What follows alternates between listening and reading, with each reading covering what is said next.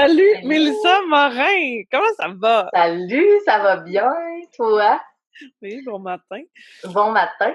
Nous, on s'est rencontrés suite à une publication que j'ai faite pour faire un podcast sur l'efficacité entrepreneuriale ou professionnelle. Puis toi, ça t'a interpellé. Donc, Oui, ça m'a interpellée. En fait, c'est un peu drôle, là. On va finir par y arriver, là, la tournure de ce podcast-là. Elle a comme viré de bord à quelques reprises. Mais oui, effectivement, c'est quand t'es arrivé finalement là, avec ta publication là-dessus.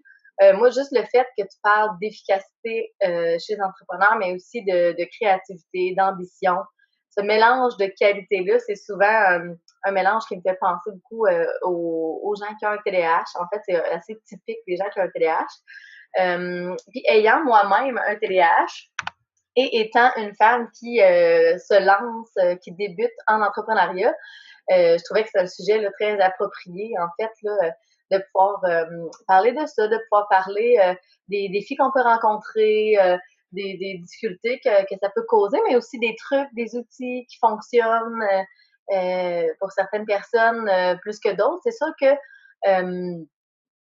c'est pas des trucs universels, mais souvent quand on a un TDAH, on a un cerveau qui fonctionne un peu différemment. Fait que la clé, c'est un peu d'apprendre à le décoder pour pouvoir euh, mieux s'en servir si on veut. Puis, ben, je pense qu'en entrepreneuriat, c'est un peu ça qu'on fait aussi. Là. On, on doit tabler beaucoup sur nos forces, puis savoir les faire ressortir, savoir en tirer parti, puis pas trop s'attarder à nos défauts, même si des fois on doit les compenser autrement, mais c'est un peu la leçon, je pense, de l'entrepreneuriat, puis ça va bien là, avec le profil TDAH. nous, dans le fond, la première fois qu'on s'est rencontrés, on s'était donné rendez-vous de 8h à 20h à 21h pour discuter un peu de quel plan de match, quel sujet qu'on allait aborder. Là, ben, on s'est mis en toute bonne TDAH À discuter. à discuter de TDAH, que moi, j'ai pas été diagnostiquée, mais j'ai des très fortes tendances. Et on a parlé de douance, on a parlé de ma fille, on a parlé de comment décoder notre cerveau, on a parlé de bla bla bla bla bla. C'est La ça. rencontre a duré 5h30. 5h30, c'est ça. Au début du podcast, en fait, là, je vous annonce officiellement que Kim, elle voulait même plus m'entendre parler de mes trucs. Elle voulait juste que je raconte mon processus pour arriver à faire un podcast, parce qu'elle trouvait que c'était vraiment trop représentatif, en fait, de quelqu'un Ouais. qui a un TDAH, puis qui essaie de s'organiser, puis qui essaie d'organiser ses idées, puis là, tous les déboires par lesquels j'étais passée. En fait, là, ça faisait effectivement une bonne histoire exemple. Mais en tant que fidèle TDAH à moi-même, on dirait que suivre cette lignée de pensée-là, ça me bloquait, là, les idées sortaient pas. Fait que j'ai rajouté des bouts dans ce que je voulais vous dire de cette idée-là, mais j'ai pas pu suivre là, exactement ce Ouais. modèle-là Ben de ça, c'était structure. Là. un peu à la deuxième rencontre, là. Parce que là, à la deuxième rencontre, tu m'as sorti tout ton mind mapping que tu avais fait sur des formats, des feuilles géantes, là. Je pense que tu avais C'est deux ça, oui, feuilles je l'ai géantes. avec moi, je l'ai amené. Ça OK, fait partie de ma montre-moi un peu. préparation ici, comme vous pouvez Là, voir. c'est vraiment là, j'ai fait comme, OK, oublie ça, là. Genre, on parle même pas d'un sujet précis. On va juste parler de être un TDAH et essayer de créer un podcast. C'est quoi les défis, c'est quoi les outils, qu'est-ce qu'on suggère à tout le monde. Puis on part de là, puis je trouvais ça très drôle, juste le processus par lequel tu passais pour réussir à faire un Ben, livrable de 30 minutes d'enregistrement de c'est podcast. parce qu'il y avait tellement de choses que je voulais pouvoir parler. Moi, j'ai étudié beaucoup le TDAH en ayant un moi-même et étant travailleuse sociale de profession aussi. J'ai beaucoup étudié ça, puis ça me passionne en fait. Là, ça me fascine d'apprendre à comprendre cette problématique-là, ce trouble-là ou ce cerveau-là en fait. Puis je trouvais ça intéressant parce qu'il y avait tellement d'aspects, mais j'ai vraiment décidé de me concentrer, tu sais, comme tu avais dit, sur l'efficacité et chez les entrepreneurs. Mais c'est parce que quand on se met à comprendre le cerveau d'un TDAH, là, on voit tous les petits aspects, le fonctionnement du cerveau qui peut être différent, toutes les cognitions, les particularités qui peuvent tout affecter l'efficacité en fait de quelqu'un qui a un TDAH. Fait que c'est pour ça que mon cerveau, ce que je dis des fois en des heures à des gens comme à toi, qu'on en a parlé pendant comme plusieurs heures, à quelques reprises. À m'amener de résumer ça en un podcast, c'est comme c'est impossible. Mais c'est pour ça que je vais continuer à faire d'autres vidéos, c'est probablement par la suite là, sur mon Facebook professionnel.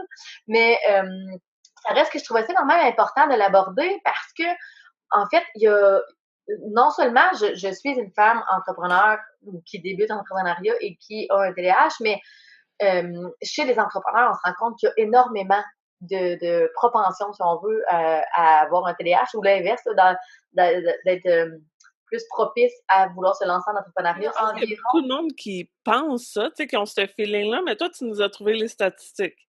Oui, j'ai regardé, j'ai essayé de faire des petites recherches. Donc, ce que j'ai trouvé, c'est que ça disait 6% des 6 fois plus, en fait, de TDAH chez les entrepreneurs. Donc, on retrouve 6 fois plus, exemple, là, ça, dépendamment des statistiques qui sont utilisées, dans la population adulte, on va dire entre 4 et 10 ou 12% des adultes qui ont un TDAH. Bon, 12%, c'est plus, en fait, chez les enfants, là, ça dépend toujours des villes où on regarde des années des études. Mais en moyenne, là, disons qu'on irait pour un 6 à 8. Là. Puis si on y va avec le 6 à 8 ça veut dire que chez les entrepreneurs, on aurait 6 fois plus de gens qui ont un TDAH. Mais je veux juste faire, tu sais, 6 fois 8, là, ça fait 48%. La moitié des entrepreneurs seraient TDAH, là. C'est ce qu'on parle. Ça comprend probablement des gens diagnostiqués, des gens pas diagnostiqués. Okay. Mais quand même, c'est 50%. Ben, c'est ça, 50%, effectivement, c'est beaucoup pour ce qu'on considère comme étant un trouble, mais qui fait en fait, mais c'est drôle, je suis tombée sur un article dernièrement. Ça, c'est une statistique. En fait, ça, si on la calcule à peu près, là, ça pourrait jouer entre 30 et 60%. J'avais trouvé un autre article qui disait qu'environ 30% des entrepreneurs auraient un TDAH. Il y avait d'autres pourcentages au niveau de l'anxiété, au niveau de la bipolarité. Bref, un grand pourcentage des entrepreneurs auraient une problématique ou un trouble de santé mentale quelconque ou un trouble neurologique, en fait. Et c'est drôle parce qu'on se rend compte que probablement que ces troubles-là sont à l'origine du fait que les gens ont tendance à se lancer en entrepreneuriat. Quand je disais tantôt le 300%, c'est que chez des gens, mettons des personnes qui ont un TDAH, on a 300% plus de chances de se lancer, d'avoir des idées entrepreneuriales, si on veut. Ça veut dire avoir des intentions. Est-ce que c'est des gens qui passent à l'action? Classique de TDAH, c'est pas toujours les meilleurs pour passer à l'action, mais... Mais non, mais je dirais qu'on passe très à l'action, mais qu'on finalise peut-être pas tout. C'est ça, c'est quoi? Les gens ne passent peut-être pas jusqu'à l'ouverture de la business nécessairement, mais il y a des raisons pour ça aussi. Il y a des caractéristiques chez les gens qui ont un TDAH qui font en sorte qu'ils sont des très bons entrepreneurs, qui sont des très bons candidats à devenir des entrepreneurs. C'est souvent des gens qui vont être très créatifs, premièrement. Fait que, tu sais, là, aujourd'hui, on parle de TDAH, mais en fait, ça peut s'adresser à tous les entrepreneurs qui sont créatifs, qui pensent en dehors de la boîte. Même, j'écoutais un TED Talk l'autre jour, parce que l'invité disait souvent les gens qui ont un TDAH, ils sont même pas au courant. Puis il y avait une boîte, en fait. On parlait de multipotentialité. Oui, c'est ça, ouais. effectivement. Il y en a d'autres qui vont parler d'être zèbre ou avec la douance, qu'il y a aussi ce processus-là créatif, vraiment comme un peu explosif, là. C'est un fireworks, là, un feu d'artifice qui... Exactement. Même que j'ai lu un article dernièrement qui disait que les gens qui avaient un TDAH, je vous l'explique un peu plus tard, parce que oui, il y avait un semblant de structure finalement, ce que j'ai réussi à faire, mais je vous l'explique un peu plus tard, mais il y a un gène, en fait, qu'on découvre que la majorité des gens qui ont un TDAH ont de différents, qu'il y a une différence au niveau d'un certain gène précis. Et c'est pas tous les TDAH qui ont cette différence de gène-là, mais chez ceux qu'on retrouve le gène différent, il y aurait une tendance, une propension à avoir un QI plus élevé. Les gens qui ont un TDAH, là, souvent quand on entend TDAH, on pense à handicap ou on pense à déficit. C'est pas du tout un handicap, c'est vraiment un cerveau qui fonctionne différemment, mais qu'on n'est tellement pas habitué à fonctionner avec ce cerveau-là dans la société, on l'a pas analysé nécessairement, ou en fait on l'analysait pas avant, qu'on sait pas comment le mettre dans un contexte de force, puis que la société le met pas dans un contexte qui le met en valeur finalement. Mais tout ça pour dire que effectivement, ça peut, on peut avoir un très grand potentiel. Les gens vont souvent avoir des idées plus novatrices. Ils vont être super bons dans la gestion de crise, dans la résolution de problèmes sur le moment. planifier, payer les comptes, etc., faire le ménage, ça c'est bien difficile. Mais arriver à gérer une crise sur le moment, rien de mieux pour nous d'utiliser notre créativité, de pouvoir sortir nos idées. C'est aussi des gens qui vont être un petit peu plus des risk takers, qu'on appelle, des gens qui vont être plus, qui vont avoir plus de facilité à prendre des risques. Et ça peut, oui, être un couteau à double tranchant, mais chez tous les grands entrepreneurs, en fait, il y a un peu cette propension-là à être capable de prendre des risques. Un autre article que je disais là, disait que, en fait, chez beaucoup de grands entrepreneurs, hommes, exemple, des PDG, tout ça, de grandes compagnies, ils sont très conscients qu'ils ont absolument besoin de leurs femmes qui souvent ont un peu le rôle d'assistante puis de conseillère qui les empêche de faire des fois des trop grosses folies, en fait, pour les ramener sur terre.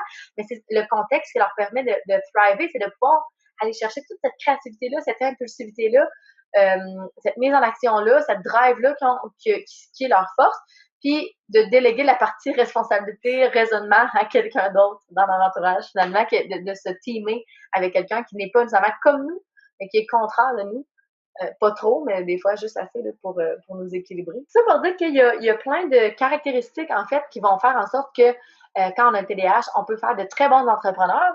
Il s'agit par contre d'avoir les bons outils pour bien le gérer. Il s'agit de savoir tirer parti de nos forces.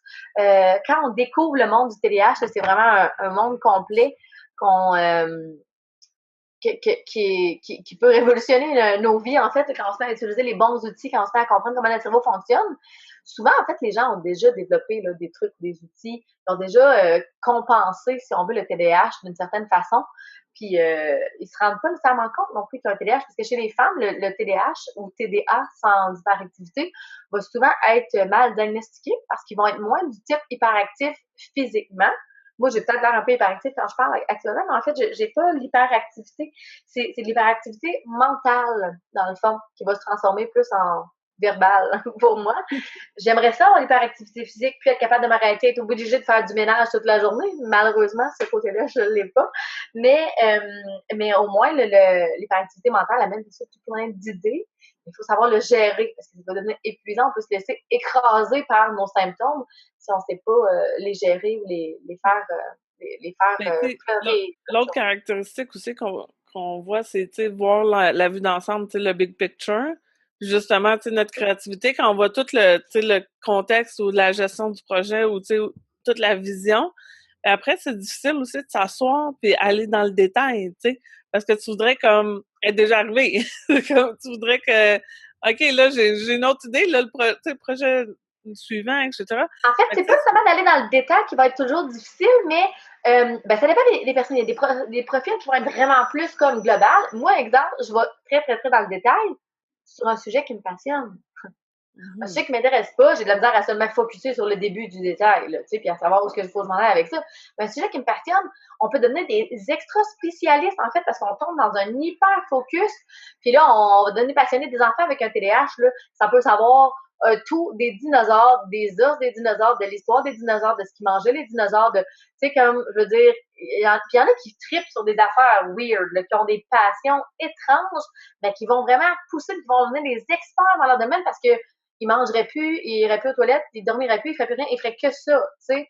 Fait qu'il devienne vraiment passionné. Mais par contre, ce qu'on a de la misère à faire, c'est finir les détails une fois qu'on a fait le gros du travail. Et ça, c'est drôle parce qu'on retrouve ça chez plusieurs types de personnes. On retrouve ça chez les gens qui ont un TDAH. On retrouvait ça aussi dans le temps chez, exemple, c'est un peu une caractéristique, là, je l'explique un peu quand j'explique c'est quoi le TDAH, mais c'est une caractéristique de nomade. Même moi, ici dans ma région, on a beaucoup de communautés autochtones, de Premières Nations. Et c'est drôle parce que culturellement, ce qu'on décrit quand on parle de ces nations-là, c'est que c'est des gens souvent qui arrivaient, exemple, à l'école, à l'université, quand les dernières années, les dernières décennies, quand ils se sont mis à commencer à plus s'éduquer, puis tout ça, ils arrivaient à l'école et dans le fond, ils venaient chercher les apprentissages, les études, les cours, les notions, puis après, ils se présentaient pas aux examens. Parce que il y avait un party familial qui était bien important, parce qu'il arrivait un événement dans la famille, parce qu'il y avait toujours plein de raisons, mais dans le fond, pour eux, la job était faite. L'important, c'était d'avoir les connaissances. Notre système de blanc, de caucasien, qui est très structuré, qui est très axé sur la performance, l'évaluation par des notes, pour eux, ça faisait pas de sens. Fait que naturellement, ils n'avaient pas tendance à respecter ça. Dans la société d'aujourd'hui, faut apprendre à fonctionner avec. On a comme pas le choix dans notre société ici. Soit ça ou on déménage en Afrique ou quelque chose, mais c'est, c'est comme, on n'a pas le choix d'apprendre à fonctionner, mais c'est drôle parce que c'est des caractéristiques naturelles, en fait, qu'on peut retrouver chez les gens. Et chez le TDAH, on peut aller en détail sur quelque chose. Mais exemple, comme moi, là, j'ai un super de beau texte de podcast de 8 pages que je vais écrire pour pouvoir organiser mes idées. Je pourrais transformer ça en article de blog ou faire des petites vidéos. Mais là, à ce temps que les idées sont sorties, à ce temps que le gros du travail, de la réflexion est sorti, oh, me concentrer sur finaliser les détails. Tu sors de ton flow créatif, là. Ben, c'est ça, exactement. C'est que ma force, ça va être d'en parler, ça va être de sortir ce que je veux comme message, etc. Mais après, finaliser les détails de l'attention, quand je vois plus l'importance émotive, la signification, les gens qui ont un TDAH, c'est des gens très émotifs, souvent. C'est des gens de feeling. Chez tous les enfants qui ont un TDAH, on le voit à l'école, s'ils n'ont pas un bon lien avec le professeur, ça va scraper les résultats scolaires. C'est fou. Ça prend vraiment un bon lien. Puis oui, il y a de la structure, il y a d'autres techniques aussi nécessaires. Là, c'est pas juste un bon lien, mais c'est d'abord et avant tout un lien. Les gens qui ont un TDAH, c'est des gens d'affectifs, d'émotions, de feeling. Et quand ça va pas, ça peut dérouter toute l'affaire. Fait que les dernières tâches, souvent qui ont moins de connotation émotive, il va falloir utiliser plein de stratégies. Exemple, se dire, ben, en même temps, oui, j'en ai fait bénéficier certaines personnes, mais peut-être que pour ceux qui ont moins d'attention, qui pourront pas écouter notre podcast de 30 ou comme 320 minutes, dépendamment de comment ça tourne, peut-être que eux, ça serait bénéfique d'avoir un vidéo. Fait que là, il va falloir que je me trouve des raisons émotives qui vont me motiver à terminer le travail. Sinon, oubliez ça, je n'ose pas d'engager une secrétaire tout de suite pour le faire parce que ça se passera pas. Ouais. Ça se passera pas, que je vais perdre vraiment d'énergie et d'effort à essayer de le faire. Mais ça, c'est typique des gens qui ont un TDAH. Ben, tu sais, des fois, en entrepreneuriat, on parle beaucoup de trouver son why ou son why profond, ou, tu sais, des missions. Puis justement, tu sais, moi, des fois, je parle de, il faut que ma mission me transcende. Il faut qu'elle soit plus grande que moi pour justement que ce lien-là émotif soit toujours plus fort puis que je me sente mal de pas partager le message parce que pendant que je le fais pas, il y a plein de gens qui cherchent des solutions puis ils les trouvent pas. Tu sais, parce que je suis unique puis je suis la bonne personne pour transmettre ce message-là. Fait que, tu sais, je le mets au-delà de moi. Puis c'est pas une pression, tu sais, je suis pas en train de me presser le citron, mais c'est ça, c'est comme quand je me lève à chaque jour qui passe, à chaque jour, tu sais, à chaque année qui passe, il faut que je me sente mal de pas avoir livré mon message. Sauf qu'à l'inverse, justement. Idéalement, on essaie d'éviter la culpabilité, mais Non, mais tu sais, je comprends ce que tu veux dire. dans le sens Faut de, que ça tu me en motive à le garder, ouais. C'est ça. Ouais, exact. Puis, tu sais, le fait de faire, mettons, des vidéos live un petit peu moins lichées, là, tu sais, regarde, là, le background, c'est pas grave, là, je sais pas la grosse affaire, parce que justement, si je rajoute trop après de dentelle, je tiendrai pas le beat. Pas la route. L'essentiel est là quand même. C'est ça Oui, l'important. le contenu L'essentiel est est là là. quand même. Puis pour Ouais. toi et moi, actuellement, c'est plaisant. On a du fun à le faire. Tandis que si on était là à essayer de tourner, à répéter nos phrases, à être sûr d'être bien placé, ça perdrait un peu son sens, ça perdrait de son essence, en fait, puis de notre personnalité, de notre naturel, probablement. On l'a dit, on a à peu près 30 à 50% des entrepreneurs qui vont connecter avec ça, fait qu'on est bien correct. C'est ça. Ben, c'est drôle parce que j'écoutais ce matin en me préparant, parce que oui, pour me préparer, souvent, ça me prend soit de la musique, de la TV ou une vidéo quelconque. Quand j'essaie de pas allumer une émission de TV, je me pars des petites vidéos YouTube. Puis là, ce matin, j'écoutais une vidéo c'est David Laroche, je pense qu'il s'appelle. Il fait plein de petites vidéos, puis je les aime parce qu'ils sont brefs, sont résumés, il y a des titres, fait que c'est très séquentiel pour un TDAH. C'est super. Puis c'est visuel.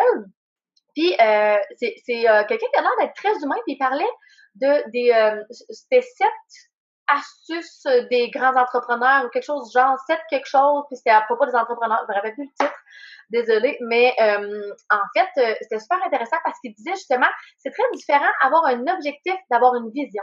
Mais tous les grands entrepreneurs vont avoir une vision. Ça veut dire, tu le sais que tu l'atteindras jamais nécessairement, ça c'est pas le but de l'atteindre, mais c'est ta vision, ça va avec le sens de ce que toi tu vois. Moi, ma vision, en fait, pour les TDAH, je pense qu'elle existe un peu déjà, c'est Google. L'entreprise Google, ils me font capoté. J'aimerais ça aller travailler là un jour.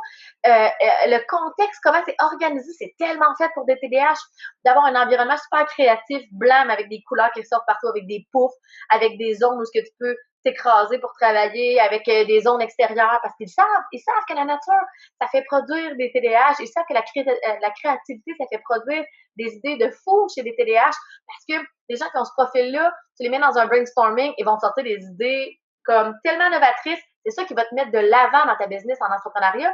C'est l'idée folle que tu vas avoir qui va faire que ça va fonctionner, que tu vas te mettre de l'avant.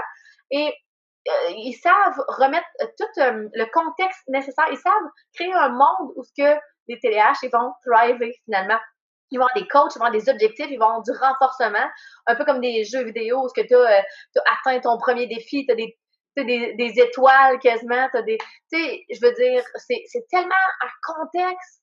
Ils ont su utiliser à plein escient, renverser ce qui était une faiblesse, en fait, ou ce qui pouvait être paru comme un handicap, tourner ça en force majeure, puis ils l'utilisent à bon escient tous les jours, puis on voit comment ça fonctionne, là. Ça fait de l'argent. La difficulté des TDAH à être quand même dans un environnement avec une autorité et à être salarié. Oui! Là, tu dis oui, je vais être chez Google, mais en même temps, tu sais que Non, je veux pas travailler chez Google, mais je trouve que travailler c'est... sur l'autorité aussi, c'est pas juste le milieu. Non, non, Le non, leadership doit être en différent. fait, je dis pas que l'idéal pour tous les TDAH, c'est d'aller travailler chez Google, mais ce que je veux dire, c'est que ma vision, j'ai plein de visions en fait dans la vie, mais ma vision pour les gens qui ont un TDAH, c'est le rêve d'avoir une planète. Si on avait une planète de TDAH, en tout cas, je sais pas comment on réussirait à fonctionner, il y aurait peut-être bien des problèmes, mais si on avait une planète de TDAH, on aurait une planète où l'environnement est adapté au TDAH. Puis Google, c'est juste un exemple d'environnement qui ont vraiment su dire, on changera pas la personne qu'elle est, je m'attendrai pas à ce que elle arrive à l'heure à tous les matins pour aucune raison.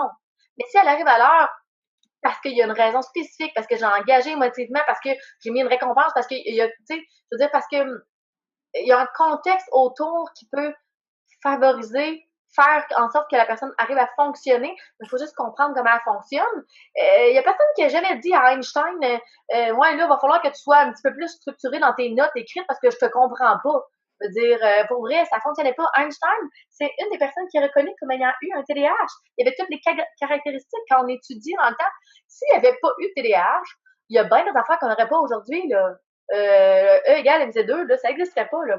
Il y a tellement de choses qui découlent de gens qui sont des grands créateurs dans l'histoire, mais l'environnement, moi, je trouve, c'est ce qui est important à retenir, c'est on peut pas toujours, mais dès qu'on peut, changeons l'environnement dans lequel on est pour que ça nous mette en valeur. En fait, c'est un peu l'exemple, je l'avais mis un peu plus loin là, parce que je voulais prendre 2 petites minutes pour expliquer un peu c'est quoi le TDAH, mais je trouve que c'est un exemple tellement important. C'est qu'avec les gens qui ont un TDAH, c'est un peu comme si de nos jours, on évaluait un poisson à sa capacité de grimper dans un arbre. Puis on dit, parce que tu n'arrêtes pas de tomber, hein, va falloir que tu t'accroches plus que ça. Va falloir que tu fasses un effort. Il faudrait que tu fasses un entraînement quotidien, que tu te pratiques plus souvent, tu sais. Mais quelle mauvaise idée que d'essayer d'apprendre à un poisson à grimper dans un arbre. Je veux dire, c'est pas un manque d'effort, c'est juste pas son milieu, là. C'est pas fait pour lui. Essaye pas, pour vrai, il va mourir. C'est comme ça que les TDAH se sentent. Quand ils essaient de fonctionner dans le monde d'aujourd'hui, dans le monde structuré, avec le web, il y a de plus en plus de choses qui se développent, qui ouvrent des portes. Mais quand on essaie de fonctionner dans Non, la c'est fin. bureaucratie, on s'éteint. La flamme s'éteint, c'est fou. On meurt en dedans. On meurt en dedans. Moi, il y a plusieurs années, en fait, quand j'ai commencé à réaliser que j'étais pas bien dans mon contexte, que j'ai commencé à travailler là-dessus tranquillement, à mon rythme, mais j'ai consulté une psychothérapeute qui me disait OK, là, tu es encore capable. Parce que j'avais la persévérance de vouloir essayer de réussir parce que tu te sens toujours pas à la hauteur de pas réussir à faire ce que les autres font. Mais en même temps, tu serais beaucoup meilleur que d'autres à d'autres choses, par exemple. Mais quand tu essaies de faire ce que les autres font, tu arrives toujours en bas de la coche. Tu arrives toujours une coche en bas, tu arrives toujours pas à la hauteur. Puis elle me disait, OK, tu peux continuer encore combien de temps? 3 mois? 6 mois? Si tu es encore là dans 5 ans, comment tu vas te sentir? Là, j'étais comme, ben, mon Dieu, je vais être morte en dedans. Oublie ça, 5 ans, là, tu sais. Juste le concept de me projeter plus loin. Là, je me disais, même 3 ans, sérieusement, je sais pas. Éventuellement, il a fallu que je fasse un changement de travail parce que ça fonctionnait juste pas. Je pouvais pas me forcer à continuer d'essayer d'être un poisson qui grimpe dans un arbre. Je veux dire, ça fonctionne juste pas. C'est comme essayer d'apprendre à un oiseau à nager aussi, là. Tu sais, je veux dire, chacun a son contexte, là. Fait que c'est important de savoir adapter l'environnement. Ça, c'est un peu ma vision. Moi, je trouve que plus qu'on se comprend, plus qu'on peut créer ce monde-là qu'on trouve qui serait idéal pour nous, comme gens qui ont un TDAH. Je me revois juste hier travailler à mon travail, parce que j'ai comme deux volets. Je travaille encore, là, dans le fond, pour un employeur, en fait, mais j'ai aussi, dans le fond, ma business que je commence à développer. Puis j'étais dans les corridors de mon bureau, en fait, parce qu'il faisait trop chaud dans mon bureau, on n'a pas d'air climatisé. Puis j'étais assise là, au bout du corridor, sur le bord de la fenêtre ouverte, où ce que habituellement, dans le fond, il y a juste de la circulation pour quand il y a des clients qui se déplacent, des choses comme ça. Mais moi, je m'étais amené une chaise dans le coin, puis je travaillais avec mon ordinateur, avec mes choses. Je me disais, personne fait ça. Personne fait ça. Mes amis me disaient toujours, c'est bien toi ça, Mélie. Tu sais, personne ferait ça, mais toi, tu vas comme faire des affaires qui ont pas rapport ou que. Et je m'empêche pas, je me mets pas la limite. Finalement, j'ai-tu dérangé quelqu'un? Je vais pas déranger personne. J'ai pas eu aucun problème. Moi, ça m'a changé l'environnement. J'avais de la clarté, j'avais de l'air frais. J'étais bien. Ça m'a permis d'avoir un petit 2 heures de concentration à ce point-là. Après ça, je suis retournée à mon bureau. Ça a fait changement. Changer d'environnement aussi, c'est un des outils. C'est d'apprendre à voir comment on fonctionne, puis à, à se mettre dans des contextes de force, des contextes qui nous mettent en valeur, en fait. Chacun des difficultés ou des dysfonctions de quelqu'un qui a un TDAH peut être mis dans un contexte de force puis peut être utilisé comme une force. C'est drôle, là, dans un des cours que j'avais fait, on avait un tableau vraiment spécifique là, avec chacun des difficultés, dans quel contexte peut ressortir comme une force. C'est toujours une question des deux côtés de la médaille. Mais dans le monde d'aujourd'hui, on a tendance à regarder comme juste un côté de la médaille. On veut comme généraliser aussi pour que ça fait pour tout le monde, puis Exactement. ça marche pas, hein? Exactement. Juste une petite parenthèse. Oui. Tu sais, quand je dis on essaie de généraliser, là, je veux juste rappeler encore aux entrepreneurs. Tu sais, moi, je milite beaucoup pour que les gens, ils se trouvent une niche, tu sais, dans laquelle desservir des gens, parce que souvent, on néglige le fait de s'adresser à une portion de la communauté ou, tu sais, une portion de gens ou un segment. Puis c'est la même affaire, tu sais, dans notre entreprise, il faut aussi penser à pas généraliser, plaire à tout le monde, parce que c'est comme si ça fitait plus pour personne à la fin. Mais tu sais, c'est que l'analogie est vraiment bonne. Le TDAH, faut que ce soit adapté à lui et non pas comme essayer de généraliser, parce que, mettons, on fait un air ouvert. Tu sais, le TDAH, là, avec le bruit blanc, là, c'est bien parfait, là. Mais quelqu'un qui a besoin de concentration, tu sais, qui est tout le temps distrait, mais lui, c'est l'inverse, là, il a besoin d'un bureau fermé. Tu sais, Tu peux fait pas que on essaie de faire. Ouais, c'est ça. L'uniformisation, ça tue. Ça tue les gens. L'uniformisation, ça tient pas compte du fait qu'on est tous des individus à part entière puis qu'on fonctionne différemment. Oui, il y a peut-être certains groupes de personnes qui vont avoir un peu plus des types. Comme je disais, dans le fond, là, quand je parle de TDAH, souvent, je parle un peu d'étiquette. Le TDAH, en fait, là, pour moi, c'est une étiquette. C'est ce qu'on dit à propos du trouble. Mais en fait, ça sert surtout à se donner un raccourci. Moi, je trouve que ce qui est le plus important, des fois, ça soulage de savoir, après tant d'années de difficulté, qu'il y a une raison pour être comme ça. Mais le plus important pour moi, c'est le fait que c'est un raccourci pour aller chercher des trucs, des outils qui fonctionnent vraiment plus, puis connecter avec des gens qui te ressemblent. C'est le raccourci que j'aime dans l'étiquette. Mais sinon, je pense que chaque individu est tellement particulier. Puis j'invite chaque personne à essayer de se comprendre, justement, puis de comprendre pas juste ton TDAH, ton cerveau de TDAH, mais tout ce qui fonctionne dans notre cerveau, la motivation, les processus de changement, tout le processus psychologique, justement, comment on peut trouver notre horaire idéal. Il y a tout plein de livres sur l'efficacité, sur les journées de 4 heures ou les matins, les Miracle Morning, ces affaires-là. Il y en a que ça fonctionne. Il y a des TDAH là, qui fonctionnent le mieux possible de 9h à minuit le soir aussi. Là. Tu sais, je veux dire, à un moment donné, il faut pas généraliser puis dire, OK, on essaie d'appliquer un truc pour tout le monde. Tu vas les écraser avec ton truc. C'est d'adapter les outils le plus possible à soi-même. Mais là, en tant que TDAH, il faut faire attention à ne pas se perdre dans l'idée d'adapter ces outils parce que refaire ton horaire avec la couleur puis la structure comme 100 fois, parce que dans le fond, à toutes les fois, tu fais comment il y a un petit tweak. Ben, gars, fais-le à l'ordi une fois, tu l'ajusteras. Peut-être que ça va un petit peu moins perdre de temps. Mais sais, là, tu ris, parce que dans le fond, c'est tellement un classique de TDAH de vouloir toujours réinventer la roue, puis procrastiner en faisant des tâches plus faciles, mais c'est sûr que comme s'organiser, des fois, c'est plus facile que de effectivement faire la Ben, tâche. parce que, ouais, c'est ça, tu me racontais l'autre jour, tu essayais juste de t'organiser, fait que là, t'es tombé dans la recherche d'outils pour mieux t'organiser, puis finalement, tu t'es comme pas organisé, t'as juste stimulé ton cerveau à trouver des C'est ça, nouvelles idées de comment le exactement. faire. Fait que, tu sais, c'est vraiment typique, puis ça me faisait vraiment rire. Mais Mais c'est vrai, qu'est-ce que tu dis aussi à peut-être propos que, de l'entrepreneuriat, parce que même chez les TDAH, en fait, c'est souvent un conseil qu'on donne de se spécialiser dans un domaine. Ça va faire des très bons consultants, des très bons spécialistes quand c'est dans des domaines qui les passionnent. Puis souvent, ça va être plus facile de centraliser leur cerveau parce qu'ils vont voir la vision d'ensemble. C'est un problème qu'ils vont pouvoir aller chercher dans tous les aspects au lieu d'aller juste un petit peu dans plein d'aspects, de jamais se sentir compétent. Ça va vraiment nuire au sentiment de compétence.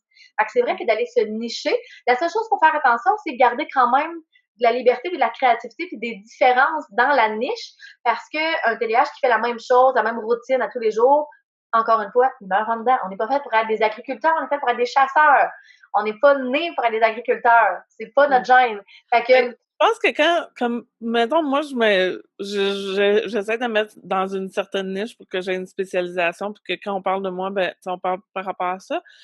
Sauf que ce que je me rends compte en consultation présentement avec mes clients ou des gens, des prospects clients, c'est que c'est tellement vaste parce que je m'adresse à un humain, tu sais. Fait que le fait d'étudier l'humain ou le comportement, ben ça amène toute cette complexité-là, tu sais, que tu parlais qu'on est tous des individus puis tous uniques et ouais, tout ça. Fait que là, la créativité est aussi stimulée et d'autant plus, moi, je travaille avec des entrepreneurs, fait qu'ils ont toute leur expertise ou, tu sais, leur niche à eux. Fait que ça fait autant l'humain à connecter avec cette personne-là, l'entrepreneur, autant sa business à comprendre sa business, autant à comprendre qui le dessert.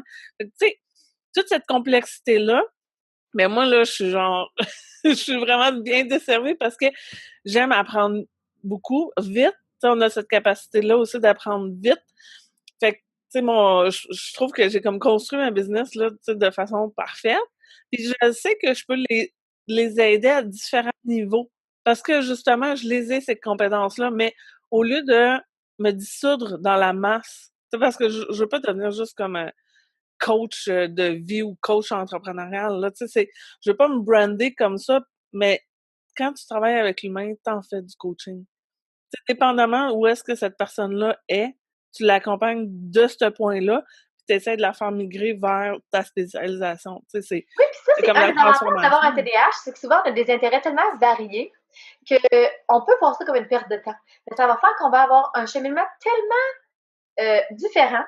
Tellement différent. Des fois, tu t'attendrais pas. Il y a des gens qui vont faire comme un bac en biologie marine, puis que finalement, ils vont s'en aller en administration, puis ou en animation de loisirs. Puis là, en tout cas, ça va donner des profils comme vraiment différents, mais complets parce que tu as tellement dévié de foi à la place de faire ton ménage ou de faire tes tâches sur d'autres articles, d'autres vidéos, d'autres sujets qui t'intéressaient, que oui, t'as dévié, mais t'as dévié vers des intérêts. Ça construit la personne que t'es. Je dis pas qu'il faut se laisser toujours dévier vers d'autres choses, mais c'est quand même Mais c'est dans de, le TED Talk que tu m'as envoyé, là, justement, sur la multipotentialité, elle montrait vraiment, elle montrait qu'il y avait vraiment les deux cercles, tu sais, de deux champs de compétences qui pouvaient être vraiment comme distincts, mais que la personne avec le multipotentiel, justement, elle étudie les deux. Donc, la jonction des deux, c'est là qu'il y avait une capable de quoi de innovation, tu sais.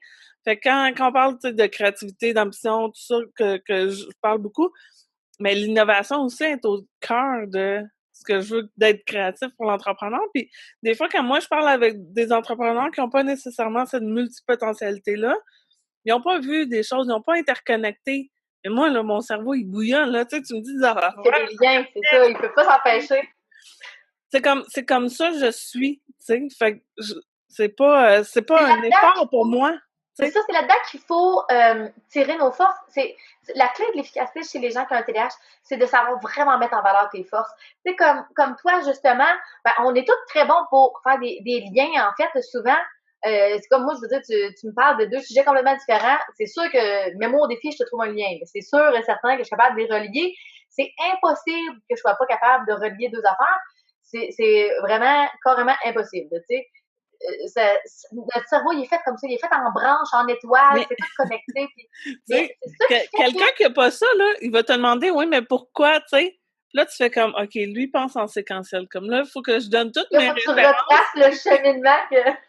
Oui, là, j'ai pris une portion dans ce documentaire-là, une autre portion dans tel podcast, une autre portion dans tel livre, une autre portion dans mon expérience de vie, une autre portion dans l'expérience que j'ai observée chez une autre personne. Puis là, j'ai tout amalgamé ça pour te répondre. Mais comme, tu sais, à la limite, il n'y a pas de science en arrière. Tu sais, je suis pas capable de te le justifier. Mais je sais que j'ai tout rabouté ça. C'est ça, c'est inconscient, c'est un processus qui se fait dans ton cerveau. Mais ça, c'est justement génial, il faut savoir en tirer parti. Puis quand tu fais juste essayer de te structurer plus, puis que tu fais juste essayer de faire des tâches monotones, ton cerveau, il a ce besoin-là d'être utilisé. C'est comme un corps qu'on a les muscles pour bouger. Quelqu'un qui ne bouge pas, il va s'atrophier. Il va devenir plus bien. Ton corps, il n'est pas fait pour ne pas bouger. Mais ton cerveau de TDAH, il n'est pas fait pour ne pas être stimulé, pour ne pas être utilisé, pour ne pas faire des liens, des connexions. En fait, ce qui est différent dans le gène de quelqu'un qui a un TDAH, c'est un gène qui est reconnu pour être le gène de l'innovation, de la recherche de nouveautés. Ça implique tout plein d'affaires, en fait. Ça a tout plein de conséquences. Pourquoi la recherche de nouveautés? C'est comme un peu les chasseurs, en fait. C'est, dans le temps, si tu étais quelqu'un qui était très routinier, très structuré, tu allais faire la même route tout le temps pour aller chasser dans le bois, tu allais essayer de checker ton chemin, tu allais te focusser sur où est-ce que tu t'en allais, tu allais te rendre à la destination, tu n'allais rien trouver, tu allais crever de faim. Mais si tu étais un chasseur qui avait le gène, qui encore aujourd'hui en passant, je vous fais une parenthèse, il y a des tribus qui fonctionnent encore comme ça, mais si tu avais le gène de TDAH, si on veut le gène de la recherche de nouveautés, tu arrivais en forêt, tu y allais avec l'odeur, tu y allais avec les bruits, tu étais à l'écoute dès qu'il y avait un petit bruit à quelque part. Aujourd'hui, c'est un petit peu distrayant dans ton travail, mais dans le temps, c'était bien utile.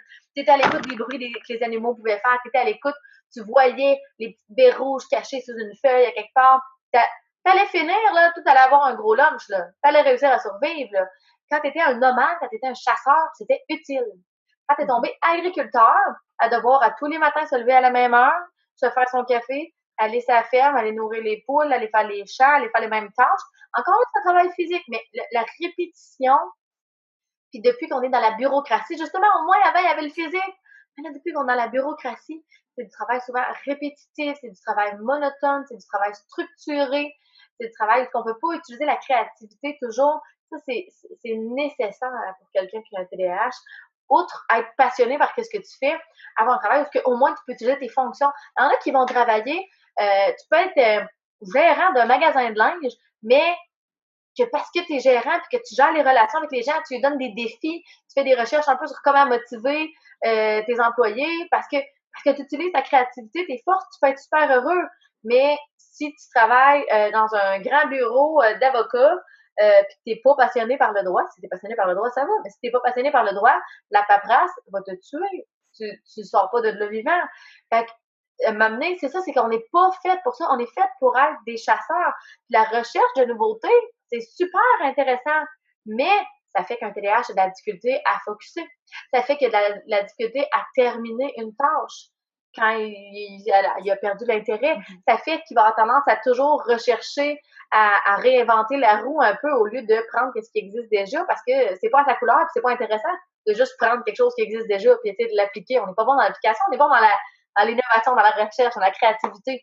Ça a tout plein d'impacts, mais en même temps, il y a moyen de tirer ça comme étant une force. C'est comme, moi j'ai ici le fait qu'on dise un trouble du déficit de l'attention avec hyperactivité. C'est comme de dire à un aveugle qui est handicapé, mais l'aveugle, là, mets-le dans le noir demain matin, là, puis il te guide ton chemin beaucoup mieux que toi, parce que lui, ses autres sens sont développés.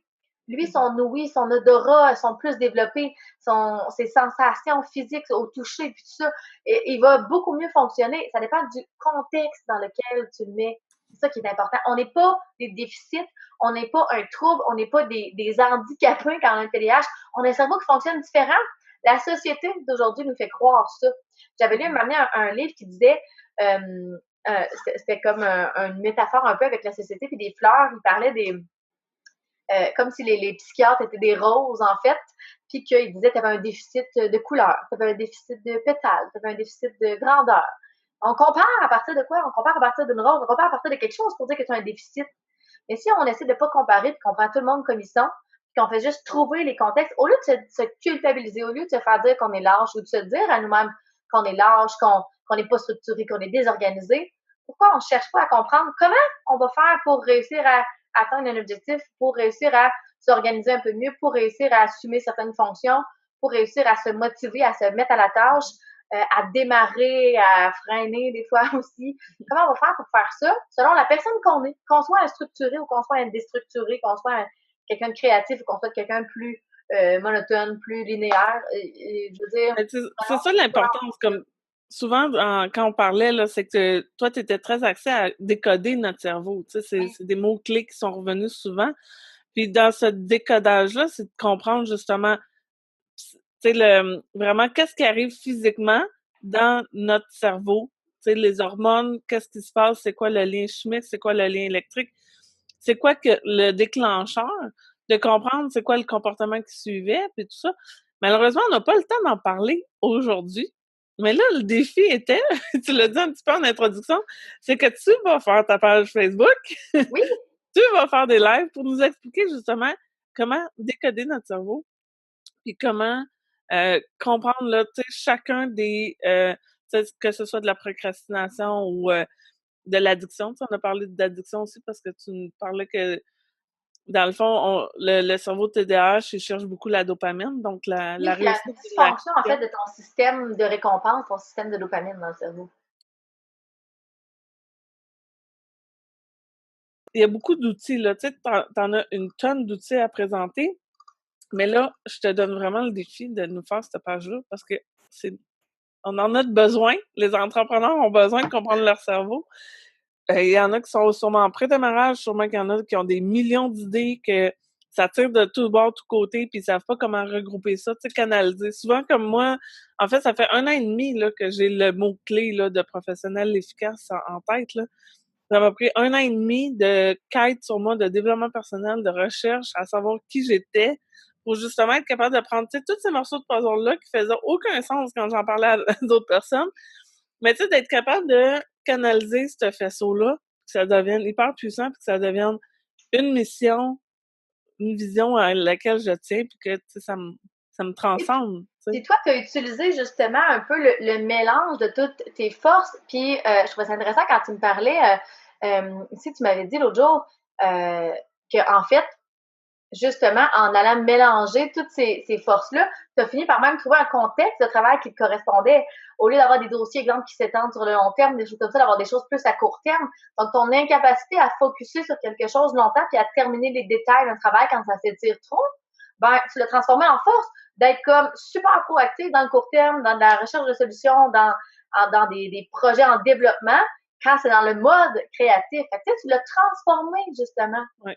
C'est ça, au lieu que ce soit moi qui ai un produit, qui développe quelque chose, puis qui le répète, justement, ben c'est ça. Je vais aller chercher avec plusieurs entrepreneurs qui, eux, ont besoin de soit en démarrage ou d'un tweak de créativité dans leur business, de faire les choses autrement, de changer quelque chose. Et là, j'interviens à ce moment-là, puis après ça, ils continuent leur business, tu sais. Puis Exactement. Puis il y a plein de façons de reproduire ça, en fait, de se mettre dans des contextes de force. Un truc qu'on parle beaucoup, en fait, en TDAH, c'est justement d'avoir un body double ou une collaboration, en fait. Ça peut être les deux formes. Ce qu'on fait aujourd'hui, beaucoup plus facile de focuser et de discuter quand on est les deux ensemble. ben oui, pourquoi tu fais un podcast aujourd'hui? Exactement. Ça, c'est un autre des trucs. S'engager, même avant de savoir qu'est-ce qu'on va faire. Comme ça, on a un deadline et ça nous oblige. S'engager envers quelqu'un, ça nous engage émotivement aussi. Puis là, on a plus une obligation de produire. Fait que ça va être des limites, c'est un autre des trucs. Mais avoir un body double aussi, ça peut être super intéressant. Je m'en vais faire ça cet après-midi. Je vais travailler sur une formation que je vais monter avec une collègue. En fait, il y a deux façons de faire des body double. Ça peut être des collaborations avec quelqu'un avec qui tu fais la tâche. Ça peut être aussi d'avoir juste quelqu'un qui est là à côté. Exemple, que toi puis moi, on dirait, OK, j'ai quelque chose à terminer. On reste connecté après le podcast, puis on finit nos choses. Juste le fait de ta présence. Habituellement en personne, mais même juste comme ça en web, ce qu'on a découvert, en fait, avec les gens qui ont un TDAH, c'est que ça augmente l'efficacité. Ça va chercher le focus de l'attention qui est nécessaire parce que dans le cerveau de quelqu'un qui a un TDAH, on le sait pas, en fait, souvent, on pense que c'est des gens qui sont hyper stimulés. En fait, c'est l'inverse. C'est que le cerveau est sous-stimulé. Pas moins intelligent, mais sous-stimulé. Ça veut dire, en gros, qu'il trouve tout plate. Fait que pour un TDAH, ça soit intéressant, des fois, il va falloir qu'il bouge. Il va falloir qu'il réveille son cerveau. Il va falloir qu'il soit stimulé par d'autres choses dans l'environnement. Et une des choses qui aide beaucoup, ça va être justement la musique ou les ondes blanches, un peu les bruits blancs, des choses comme ça. Musique, attention, il y en a certaines qui distraient, il y en a certaines qui aident à la concentration. Exemple, musique classique va être meilleure pour la concentration parce qu'il y a des rythmes réguliers. Ça va venir stabiliser les ondes dans le cerveau de la personne. Fait que la musique, un body double, ça fait la même chose un peu. C'est le fait d'avoir quelqu'un à côté de toi. Ça fait, on dirait que tu te nourris de l'énergie de la personne qui est à côté. Moi, si je suis toute seule dans mon salon et que j'essaie d'être productive, s'il y a une tâche que je sais pas par où commencer ou que ça m'ennuie un peu plus, pour vrai, je vais tourner en rond, je vais m'endormir, mon cerveau va vouloir faire qu'éviter juste ça, comme des millions de façons, Facebook, des articles, lire quelque chose de pertinent, structurer qu'est-ce que je vais dire pour comme finalement pas du tout être en train d'écrire, mais juste comme faire quelque chose de plus facile. Mon cerveau va On va chercher avoir été en action. C'est juste qu'il n'y a pas de production à la fin. des fois, oui, mais des fois, ça va tomber carrément dans l'endormissement. Là. Je vais être dans mon divan, ou je vais être dans ma chaise, au bureau, je vais essayer de travailler, puis je vais cogner des clous. Parce que mon cerveau, il est carrément pas stimulé. Fait qu'il faut apprendre à réveiller. Fait qu'il y en a, exemple, des TDAH qui, on va dire, là, je dévie, en fait, là, c'est un autre truc, c'est une parenthèse dans la parenthèse, mais c'est un autre truc qu'on va utiliser des fois avec les gens qui ont un TDAH qui est contraire un peu à ce qu'on dit habituellement en productivité, c'est commencez pas toujours par la tâche qui est la plus difficile si ça fait que vous startez pas. Quand ça fait 1 heure que tu essaies de te starter sur une tâche et que t'es pas starté, là, c'est une carrément grosse perte de temps. Fais une petite chose qui te stimule, que tu es plus capable de te starter, que ça dure pas longtemps, que tu vas pas avoir tendance à procrastiner puis à dévier dessus pendant 4 heures, mais une petite chose qui te stimule, puis après ça, tu auras déjà l'impression d'avoir réussi quelque chose. Réussite dans le cerveau, atteindre un objectif égale shot de dopamine. Ce qui est nécessaire chez les TDAH pour augmenter leur motivation à continuer puis réveiller le cerveau. Donc là, on accomplit une tâche, shot de dopamine, et ensuite, on a réveillé le cerveau pour se mettre à une tâche un peu plus difficile, plus concentrée. Le principe de, tu sais, eat that frog first, là, de faire la tâche la plus difficile en premier, ça marchera pas pour le Ça TDAH. marchera Il pas risque de pas nécessairement. avoir sa shot. C'est ça. Mais en même temps, faut pas faire que des grains de sable, un après l'autre, pour avoir les shots de dopamine, pour avoir la satisfaction, l'effet de récompense un peu d'avoir accompli quelque chose, mais arriver à la fin de la journée, faire comme, mon gros projet important, dans le fond, il l'est pas accompli. C'est ça, il y a différentes façons aussi, tu sais, d'être accompagné, puis je voulais qu'on mentionne un peu, tu sais, en ligne, là, il y en a qui commencent à faire des power hours en communauté. Il y en a qui parlent de masterminding, tu sais, justement d'être dans un groupe que il y a des réunions de façon hebdomadaire, puis que là, tu sais, des fois, ça force à justement avoir un accomplissement ou, tu sais, de brainstormer sur les idées des autres, tu sais, d'observer qu'est-ce qui se passe, puis tout ça. Oui, puis Fait que, ça répond à plusieurs besoins, là. Ça répond à plusieurs besoins, en fait, chez quelqu'un qui a un TDAH. Dépendamment de la formule, c'est intéressant de comprendre à quels besoins ça peut répondre aussi parce que ça va aider à les choisir pour les bons contextes spécifiques et à bien les gérer. Exemple, un mastermind, comme tu dis, qui est, si je comprends bien, c'est plus sur une tâche spécifique, exemple, qu'on va faire ensemble, comme exemple, écrire un article de blog ou aller créer... Mais ça peut être plus comme la Power Hour, mais tu sais, le mastermind, ça va être plus de prendre un groupe d'entrepreneurs qui peuvent avoir des challenges similaires, qui n'ont pas nécessairement des entreprises similaires, mais qui sont rendus, tu sais, dans les mêmes étapes. Fait que, tu sais, tantôt, on parlait peut-être d'affiner notre leadership. Tu sais, tu peux avoir différentes entreprises, mais que si ces personnes-là sont rendues à ces étapes-là, fait que, tu sais, ça permet que, tu sais, moi, j'ai essayé des trucs. Fait que juste le partage, justement, d'utiliser sa créativité pour régler le problème de l'autre, ben, tu sais, peut-être tantôt, c'est nous qui va avoir ce problème-là, puis on va déjà avoir, comme, tu sais, la recherche de solutions qui a été enclenchée.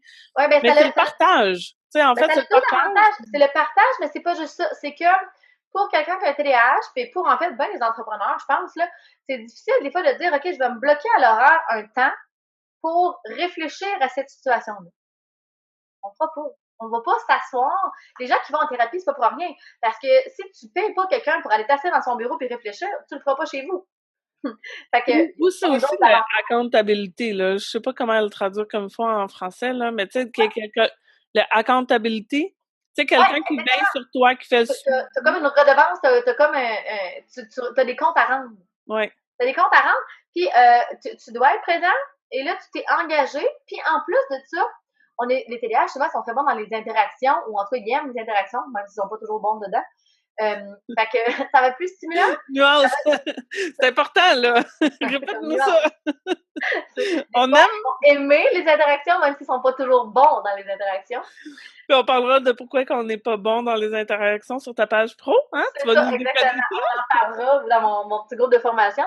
Fait que, mais c'est ça, c'est qu'en fait, ça répond à un besoin aussi, justement, d'être stimulé pendant qu'on fait la tâche qui est plus ardue. Fait que c'est plus plaisant de le faire dans des interactions. Puis ça répond à un besoin de structure, parce que les gens qui ont un TDAH, souvent, ils vont avoir de la difficulté à dire, OK, je m'assois, mais quelle question faut que je me pose pour avancer? Puis là, on tombe dans l'angoisse de ne pas être sûr d'avoir la bonne question. Puis là, on réfléchit, puis on se parle dans nos idées. Fait que ça nous met une structure extérieure. On est accompagné. C'est stimulant. En plus de ça, comme on dit, ça nous oblige à se fixer un task, comme un peu une obligation, là, des comptes à rendre quant à notre participation. Notre attention est plus facilement soutenue. Fait que c'est tout plein d'avantages d'un mastermind. Power Hour, un peu la même chose. Ça a l'avantage aussi de débloquer. Tu sais, quand on arrive à faire une tâche qu'on est bloqué dessus, parce qu'on ne sait pas trop comment la faire, il s'agit d'une petite affaire qui nous empêche, qu'on est comme, ah, mais ça, c'est compliqué, partir mon infolette ou quelque chose, ah, je sais pas trop, je suis pas sûre de quel site, puis là, rien que parce que je suis pas sûre, ça fait comme des semaines que je le repousse. Ben, quand tu as des Power Hours, ce qui est le fun, c'est que tu as une tâche que tout le monde s'attache à faire, mais ça fait qu'il y a des gens qui sont spécifiquement compétents pour ça à ce moment-là, et ça peut te débloquer dans le petit. Des fois, c'est une affaire qui te bloquait, ou deux, trois affaires que tu le fais, puis qu'en cours de route, t'es comme, bon, finalement, t'arrêtes, parce que là, tu sais pas quoi répondre à cette option-là, ou, fait que ça te débloque, ça te permet d'avancer, puis de pas anticiper négativement la tâche, parce que tu sais que si tu rencontres un obstacle, tu vas avoir une réponse, tu vas avoir une solution, tu vas avoir quelqu'un qui va pouvoir t'aider. Fait que ça, c'est l'avantage. Ça va vraiment te débloquer, puis ça va faire que tu vas pas redouter de faire cette chose-là, parce que tu sais que tu vas avoir l'aide dont tu vas avoir besoin. Un autre type d'aide qu'on retrouve en ligne, puis qui peut être super pertinent, qu'on avait déjà parlé, en fait, de faire, toi puis moi, là, moi, je vais commencer à le faire, en fait, en personne ici, parce qu'on a comme projet de partir un espace de coworking, nous, à Val-d'Or, dans notre ville. Oui, ben je voulais en parler aussi. Ton espace de coworking, c'est tellement... C'est l'accomplissement aussi de ce que tu parles, là, avoir le body double, avoir l'espace... c'est pas la classe adaptable, là, comme au primaire, mais c'est l'espace de bureau adaptable. Il y en a qui ont genre des glissades dans leur espace de coworking, qui ont des jeux de marelle. C'est la folie, c'est la couleur, c'est la créativité, c'est l'adaptation à tout le monde, c'est le contraire de l'uniformisation. C'est effectivement l'ambiance, le social, le fait d'avoir justement des body doubles, c'est comme avoir ça au quotidien. C'est un peu pour ça qu'on part le projet. Là, je veux pas comme trop dévier sur le sujet non plus, mais c'est effectivement ça l'objectif. Des fois, je vais aller travailler aussi dans des cafés, des choses comme ça. Ça l'amène vraiment l'ambiance. Mais pourquoi, en fait, le body double, ça va être efficace? Des fois, c'est simplement la présence d'une personne. Ça va venir donner l'énergie, stabiliser un peu les ondes dans notre cerveau, stabiliser notre attention. Puis, ça va devenir juste assez interactif. Moi, je suis jamais aussi productive dans mon ménage que quand j'ai une amie qui vient prendre un café à la maison. Jamais, jamais, jamais, jamais. Je songe sérieusement, je t'en ai déjà parlé, tu le sais, je songe sérieusement à me payer une femme de ménage une fois par mois pour faire mon ménage avec elle, pas qu'elle le fasse à ma place, que je le fasse avec elle. Comme ça, je vais être sûre que je vais être productive pendant ces heures-là, puis que je vais le faire, puis que ça va être fixe dans mon horaire. Je pourrais pas déroger. C'est niaiseux, mais sérieusement, j'avais même déjà pensé là, partir une application de partage de tâches, là, de genre, je vais faire une heure de ménage chez vous, puis toi, tu viens en faire une chez nous, ou on s'échange ça, je sais pas trop. La présence de quelqu'un, c'est fou. Tout le monde me dit, ah, c'est une formation que tu redoutes, que tu voudrais suivre, mais là, ça fait des semaines que tu n'as fait pas. Mets-toi avec quelqu'un, tout d'un coup, ça devient un événement, ça devient du social. Ça répond à notre besoin. Écoutez juste une formation qui va me coûter en temps, en énergie, en concentration, en focus, beaucoup. Ça prend une compensation. Oui, je vais avoir de nouvelles connaissances intéressantes. Mais dans la balance, là, ça pèse-tu assez? Non. Un peu de nouvelles connaissances, tout d'un coup, du social, un bon café, un petit lunch au resto en plus, parce qu'on va faire ça dans un petit café à quelque part. Ah ben là, tout d'un coup, ça vient de tomber une activité qui tombe vraiment dans mes cordes, qui est vraiment plaisante, et ça me tente. C'est ça la motivation. C'est comprendre. Ça, c'est pour n'importe quel changement dans nos vies, n'importe quel cerveau. Tout le monde fonctionne comme ça. Si tu veux faire quelque chose, il faut que tu y vois plus d'avantages que d'inconvénients. La particularité avec les gens qui ont un TDAH, c'est que si tu n'as pas plus d'avantages, tu ne seras pas capable de mettre ton cerveau en action. C'est une incapacité physique, neurologique. Tu n'as pas le starter après ton char manuel. C'est carrément ça. Ça ne veut pas démarrer si tu ne vois pas l'aspect positif, s'il n'y a pas assez de poids de l'autre côté. Fait que là, c'est là qu'on va utiliser plein de stratégies pour mettre du poids de l'autre côté. Puis le body double, ça en est un qui fonctionne très bien pour plein de choses, pour des tâches qu'on redoute. On va commencer ça, nous, dans ma ville. On peut faire n'importe où. Les gens peuvent faire ça en ligne. Ça regrouper une fois par 2 semaines, telle heure à telle heure, une journée. Puis, tu amènes tes choses, tu fais tes affaires. Mais juste comme ceux qui étaient plates, là, ben, tu le sais que, regarde, j'ai fait pas cette semaine, on va le faire la semaine prochaine. Au moins, je serai pas tout seul. Puis, comme on va faire ça avec notre café. Puis, ça devient des moments de productivité. Puis, des moments où ce que tu fais juste te soulager la vie, finalement. Soulager la pression un peu pour faire ces tâches-là. Fait que c'est super efficace, en fait, comme truc. C'est sûr que c'est pas les premières fois que tu vas faire ça, là, tu vas avoir tendance à être distrait, à vouloir jaser un peu ou à avoir oublié du matériel. C'est comme quand je vais travailler dehors en nature, c'est prouvé que ça l'aide aux gens qui ont des déficits d'attention à focusser parce que tu as comme un niveau de stimuli naturel quand même plus élevé que dans une pièce fermée, là, où il n'y a pas trop de mouvement, quoi que ce soit, de bruit. Mais c'est sûr que tu risques d'oublier du matériel, tu risques d'avoir oublié quelque chose, il faut que tu sais sûr que tu as un bon Wi-Fi, etc. Mais plus que tu le fais, plus que ça devient une habitude, plus que vraiment tu apprends à saisir quel genre de tâches que tu préfères dans ces moments-là, quel genre d'ambiance tu as besoin pour cette journée-là. Moi, ça m'arrive d'aller travailler dans notre petite microbrasserie ici un soir de semaine. Il n'y a pas beaucoup de gens. Il y a de la musique à tue-tête. Je prends un petit kombucha, des fois un thé, un café. Des fois, je vais me prendre une bière là, quand j'ai des affaires vraiment plates à faire ou une petite coupe de vin. Puis, il y a de la musique, il y a de l'ambiance, j'aime ça. Moi, ça m'englobe dans mon monde. Je lisais sur un blog un groupe Facebook de TDH, une fille qui s'est acheté des écouteurs, puis elle dit depuis ce temps-là, je suis tellement heureuse, c'est comme ma bulle. On est bien dans notre bulle à nous, qui ressemble à nous, qui est à notre couleur. Fait qu'il faut savoir la recréer à quelque part. Ben, je me souviens, à l'université, moi, je travaillais souvent dans un salon de thé, tu sais. Puis c'est ça, il y a de la circulation, il y a des gens, il y a des conversations, ça bouge un peu. Puis j'avais vraiment l'habitude d'y aller. Puis une fois par mois, il y avait une des soirées, c'était la soirée des comptes. Puis là, la serveuse, quand on va arriver, elle fait comme tu sais, c'est parce qu'il va y avoir de l'action tantôt, là, genre ça va être full pack, puis de la musique, puis du monde qui est, tu sais, le micro, puis etc. Ah, pas de problème. Moi, j'étais dans mon coin, j'étudiais, j'étais comme, tant que j'insulte personne parce que je suis pas dans la soirée, tu sais, soyez pas insultés parce que je suis pas dans votre gang. Mais ça, les gens Hey, comprennent pas! c'était full pack, là. Genre, il y C'est avait du drôle! bruit, il y avait de quoi. Mais ça a été ma meilleure soirée parce que il y a eu de l'ambiance jusqu'à 2 heures du matin. Ça m'a gardé éveillée plus d'heures C'est ça. dans ma C'est soirée. ça, tu vois. Il y a des, puis faut faire attention, il y a des gens qui ont un TDAH, mais qui vont être très, très distraits.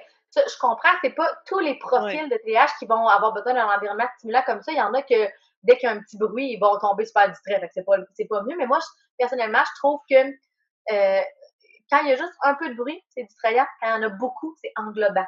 Ça fait Mais comme c'est un le bruit de bruit fond. blanc. C'est C'est que ça. quand il y a juste une conversation, t'entends juste aux autres. S'il y en a 10 autour, t'es plus capable de suivre. Donc, ça vient juste C'est comme ça. pas un bourdonnement désagréable, mais ça, c'est ça. C'est un bruit blanc que finalement, il y a du bruit, mais t'entends pas nécessairement. Fait que t'es pas distrait par leur conversation ou leur patinage. Ou... C'est drôle que tu racontes ça parce qu'en fait, ça m'a tellement donné un flash. Je vais lui demander qu'elle écoute la vidéo rien que pour ça. Mais j'ai une amie à moi qui est très artiste et entrepreneur. Elle se trouve pas TDAH. Moi, des fois, je trouve qu'elle ressemble un peu, mais c'est pas important, l'étiquette, peu importe. Elle a le profil, là, tu sais. Mais justement, elle travaille dans quelque chose qui est passé. Elle travaille en multimédia. Puis c'est ma collègue, en fait, avec qui je parle de projet de coworking. Puis elle est super créative. Puis quand elle tombe, tu sais, dans ses tâches qu'elle aime beaucoup, tu sais, il y a pas de problème de la focuser. Elle va créer des logos, des choses comme ça, des visuels. Puis elle m'a amené, elle devait travailler sur un projet, mais elle faisait sa maîtrise en création numérique. Elle était brûlée des deux bouts. Elle avait son entreprise qu'elle gérait, elle avait une employée aussi à gérer. Je veux dire, elle était comme brûlée des deux bouts. Puis on avait le projet de coworking. Puis finalement, j'allais à notre microbrasserie locale à tous les premiers lundis du mois, tu as des shows d'humour. Parce que oui, on n'est pas à Montréal, il n'y a pas des shows d'humour à tous les soirs, malheureusement. Mais bref, à tous les premiers lundis du mois, il y a ça. Puis j'avais dit, ben moi, j'y vais, tu sais, mais si tu veux, viens me rejoindre, prendre un verre. T'sais, moi, je m'emmenais travailler là un peu avant le show. Puis j'écoutais le show après. Puis finalement, elle vient me rejoindre, mais elle a dit, hey, pour vrai, j'ai un méga deadline, mais tu sais, au pire, il m'a resté assez avec vous autres, puis je vais continuer à travailler, tu sais. Mais même l'humoriste, tu sais, souvent les humoristes, ils ont vraiment des profils TDAH. Moi, j'ai beau aller, puis je suis comme, oh mon Dieu, je pense que je pourrais être humoriste dans une autre vie, être game de m'humilier autant. Mais finalement, en fait, c'est ça, l'humoriste, c'était comme, mais là, tu me niaises-tu, tu sais, tu te taper à l'ordi, tout ça, puis était comme, là, ça te déconcentre pas, mettons, puis t'es comme, excuse-moi, je voudrais pas te déranger, puis là, il faisait des gags avec ça, mais en même temps, là, elle se sentait comme mal parce qu'il semblait comme un peu insulté, mais en même temps, c'était comme, ah non, tu sais, pour elle, elle préfère être ici, pouvoir écouter ton show, puis en même temps avoir l'ambiance, puis elle trouve ça intéressant parce qu'au moins, elle peut en profiter un petit peu au lieu d'être obligée de travailler chez eux puis d'être moins motivée. C'est comme un tour d'avantage. Elle va se souvenir de cette soirée-là pendant longtemps, là. C'est ça, mais tu sais, les gens, des fois, ils comprennent pas ça. Des fois, les gens ont tendance ça, c'est tellement important. C'est tellement important quand tu as un TDAH de fréquenter des gens qui en ont un, de trouver tes semblables ou comme un autre vidéo que je t'ai partagé, ta tribu, un peu, la tribu des TDAH, on se dit nomade un peu. Fait que c'est tellement important parce que ça fait toute une différence de pouvoir arriver une journée, t'expliquer pourquoi je suis en retard ce matin, parce que, en fait, j'ai passé ma soirée hier à travailler sur mon podcast, à écrire toutes mes idées, parce que, dans le fond, j'avais dû cramer mes 3 jours de travail en comme 2 jours et demi, parce que finalement, j'avais des vacances en fin de semaine aussi après, puis que cet après-midi, j'ai un autre projet que je me suis rajouté en cours de route. Donc, ça incluait qu'il fallait que je finisse mes choses pour le podcast de toute façon hier soir, mais qu'il avait fallu que je finisse mon travail aussi dans la journée. Fait que là, finalement, j'ai fini mes idées très tard. Je me suis levée ce matin, mais là, en même temps, je savais plus quoi mettre non plus parce qu'après ça, il faut que je m'en aille ça d'après le podcast. Là, je savais plus quoi mettre. Pourquoi? Parce que dans le fond, j'avais pas fait mon lavage. Bon, ça, c'est juste parce que je fais mon lavage environ 2 mois. Je l'avoue publiquement. Genre, je suis vraiment pas la meilleure personne là-dessus. Ça serait probablement la première tâche pour ma femme de ménage si j'en engage une. Mais bref, fait que là, j'avais plus de linge propre. Puis là, en plus, je pars au camping en fin de semaine. Mais là, j'ai plus de linge propre. Puis là, j'avais oublié qu'il fallait que je parte me brasser. Puis finalement, là, il y en avait déjà dans ces choses. Fait que là, finalement, il a fallu que je gère tout ça ce matin. Et là, étant brûlée hier, j'ai pas pensé de faire ma liste de choses à faire le matin. Fait que j'ai pas calculé qu'il fallait que je gère ma brassée de lavage dans mon horaire de matin, dans le fond de préparation de routine du matin. Ce qui a fait que finalement, j'étais un peu en retard pour le temps d'installer mon ordinateur. Mais là, quand tu expliques ça à quelqu'un qui n'a pas de TDAH, c'est comme, non, voyons donc, vous avez compliqué ta vie. Là, tu sors des solutions. Hey, t'as juste besoin d'une routine. Ah, c'est ça. Valeur. Oh boy! Ça prend une routine. Ouais, mais pourquoi tu l'as pas fait la veille, t'as brassé? Ouais, c'est parce que t'as pas compris. Ça l'implique la journée d'avant, puis la journée d'avant, puis la journée d'avant. C'est l'histoire de ma vie, là. C'est l'histoire de ma vie, OK? Ma routine, ma brassée de lavage, mes clés que j'ai perdues à quelque part. Ça, là, OK? Moi, c'est un des livres que j'ai adoré, là. Je le blog ici. C'est le livre de Annick Vincent. J'en ai parlé, elle a un site Internet aussi. Oui. Attention, déficit info. Docteur Annick Vincent, c'est une des vraiment grandes références là, au Québec pour le TDAH. Elle a écrit Mon cerveau a encore besoin de lunettes et la version pour enfants Mon cerveau a besoin de lunettes. Elle explique un peu le TDAH comme étant un trouble neurologique qui fait que c'est un peu comme un problème de vue. Tu as besoin de lunettes psychologiques, tu as besoin des fois de lunettes biologiques. Ça va être la médication, ça va être les trucs, les outils qu'on va utiliser, les lunettes psychologiques. La compensation, oui. Là-dedans, une des choses qui m'a frappée, qui a vraiment changé mon concept de moi et de comment j'allais gérer ma vie en lien avec le TDAH, c'est quand je lisais l'exemple d'une personne qui disait moi, je perds toujours mes clés. J'essaie de les mettre toujours au même endroit. Moi, j'ai sur ma porte, je ne sais pas si vous le voyez. On ne voit pas super bien mes petits crochets, non. Bref, j'ai des petits crochets où ce que je mets souvent mes clés. Mais en fait, finalement, les clés sont pas là. Ouais, non, mais là, on le voyait pas. Il y a comme un muret entre les deux. Okay. En fait, l'affaire, c'est que d'habitude, finalement, je suis rendue que je les mets après ma sacoche pour pas les oublier parce que là, des fois, je les mets pas sur le bon crochet. Mais finalement, tout ça pour dire que les mettre au même endroit, oui. Mais le gars disait, mais pour moi, c'est irréaliste de penser que je vais toujours quand même m'en souvenir et que je vais pas les perdre. Fait qu'à un moment donné, il s'était juste mis à s'acheter plusieurs sets de clés. Et ça, là, je vous le dis, ça a été, je pense, le premier gros move que j'ai fait en tant que TDAH. Aller me faire des doubles de clés. C'est con, ça a l'air vraiment niaiseux, ça a l'air d'un détail. Mais ça a été le premier pas pour dire, j'accepte. Ça m'arrivera pas dans la vie, jamais, de passer une année complète à avoir toujours mis mes clés au même endroit ou à jamais n'en avoir perdu un set. J'ai 5 Parce que là, les gens comprennent pas que tu as cherché des clés un matin et que tu es en retard de 15 minutes parce que tu cherchais tes clés. c'est ça. Mais puis, parce que tes clés, finalement, ils étaient où? Ben là, tu te rappelais plus. Ah, j'ai pris une photo. Faudrait que je te l'envoie pour mettre dans le podcast. J'ai pris une photo. Ça m'est arrivé cette semaine, en fait, c'est ça que je parle des clés. Je les avais mis dans le recyclage dehors, dans ma poubelle de recyclage. Je sais pas comment j'ai fait. Donc là, je les cherchais. Mais je suis tellement rendue habituée de les chercher que je savais où chercher dans la maison. Dans mes pochettes, dans ma sacoche, dans mon livre, mon sac à dos de travail. Ta checklist Dans l'entrée. Tu sais, j'ai comme mes checklists habituelles. Je suis pas du genre à la laisser dans le frigidaire. Puis d'habitude, je la mets pas dans des endroits random. Puis là, je cherchais, je allée checker évidemment dans le contact la voiture, parce que ça arrive souvent de les trouver là. Mais finalement, là, je m'en allais paniquer. Là, je fais comme, OK, non, je vais avoir tes émotions. Tu le sais, à toutes les fois que tu te laisses, quand on est TDAH, tu sais, on se laisse emporter par les émotions, la panique du moment, on perd toute fonction exécutive. Là. Fait que là, tout devient plus long. Tu vas juste te retarder plus. Fait on respire, on se calme, on accepte qu'on est comme ça fait partie de notre tribu. C'est un des petits désagréments que la vie nous a envoyés pour pouvoir avoir un cerveau très créatif qu'on est content d'avoir, fait qu'on se plaint pas. Donc, on peut se plaindre en masse parce que pour vrai, c'est vraiment, à un moment donné, ça devient lourd, mais bref, finalement, j'ai fini par faire comme, OK, avant de paniquer, je vais repenser à qu'est-ce que j'ai fait hier. Puis là, évidemment, j'avais été me chercher un lunch que j'avais acheté dans la poubelle de recyclage et j'avais mis mes clés sur le dessus. Je sais pas pourquoi. Mais bref, ça arrive tellement souvent. Puis moi, ça a révolutionné ma vie de commencer à me dire, ben non, je vais pas juste avoir un double de clés parce que je les perds tout le temps. C'est comme avoir juste un stylo, là, quand on est derrière. Ouais, on va avoir juste un stylo. Je pourrais, mettons, 2 mois par année, s'il vous plaît, tu sais. Ben, honnêtement, je pense que j'en ai acheté au-dessus de 100. Ben non, c'est sûr, ça. sûr. C'est ça, exactement. T'en retrouves de temps en temps, il y en a d'autres qui disparaissent dans le... Mais tu sais, ce qui est magique avec une centaine de stylos, c'est que justement, tu les cherches plus. C'est ça. Il y en a tout le temps un dans ta sacoche, il y en a tout le temps un dans tous tes sacs de... Tu gères la situation. Si ça te prend rien que 100 stylos pour être productif puis jamais perdre une idée, c'est parfait comme moyen. C'est parfait comme adaptation. Puis mes clés, moi, qu'est-ce que je fais? Écoute, j'ai 5 sets de clés qui roulent. J'en ai un dans ma sacoche, j'en ai un spare chez nous, j'en ai un spare chez ma mère, un spare à mon travail. J'en ai même un spare chez ma soeur à Amos, parce que ça m'est déjà arrivé. Puis là, quand t'es pas dans la bonne ville, aller chercher ton double, c'est plus chiant un peu. Fait que, pour vrai, je roule avec tellement de spares. Là, je vous avoue que je suis rendue juste à 2 actuellement, parce que j'en ai perdu 2-3 sets dernièrement. Mais là, je procrastine sur aller faire des doubles.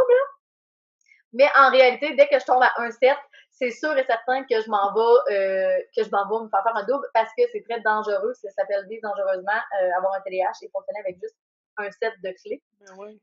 Un char à 10-12 000 $ et plus, juste ça. une clé à, je sais pas, ça va te coûter combien un set de clés Un set de de clés, char? c'est ça, ça peut coûter cher pas mal. Ça vaut la peine d'investir 3 $ en fait pour ton set de clés. Là, actuellement, là, ça fait toute une différence. Mais tout ça pour dire que finalement, faut arrêter de se frustrer parce qu'on fonctionne pas comme les autres. Faut juste adapter l'environnement. Oui, oublier mon set de clés, ça m'arrive plusieurs fois par année. Les oublier dans mon char aussi, ça arrive plusieurs fois par année.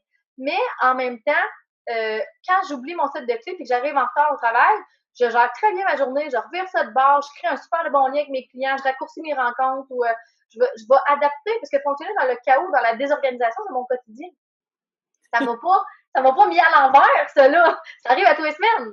Que j'oublie que j'ai un flap, que j'oublie qu'il faut la quinquer, que j'oublie qu'il fallait que je me lave les cheveux aujourd'hui. Mais ça revient au début que tu disais que l'entrepreneur était le bon gestionnaire, justement, en situation de crise, parce que ta vie, c'est une crise. Fait que, tu sais, de vivre une autre crise, c'est comme, well, je suis encore vivante, fait que je suis capable de gérer ça, il y en a pas de problème. Exactement, exactement. OK. Fait en gros résumé, là, tu nous as parlé justement d'adapter son environnement, d'arrêter de juger, de juste apprendre à se comprendre puis vivre avec. Tu nous as parlé de travailler dans notre passion, tu sais, de justement retrouver notre flow, notre créativité.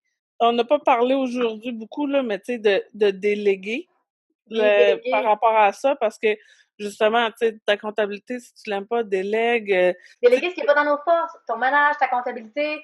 C'est mieux de te payer quelqu'un 1 heure par mois pour faire ta comptabilité, qu'elle va faire super rapidement, que de toi, comme procrastiner, pas payer ton ticket, puis t'as ramassé avec un ticket de 300 ou 600 pièces à payer.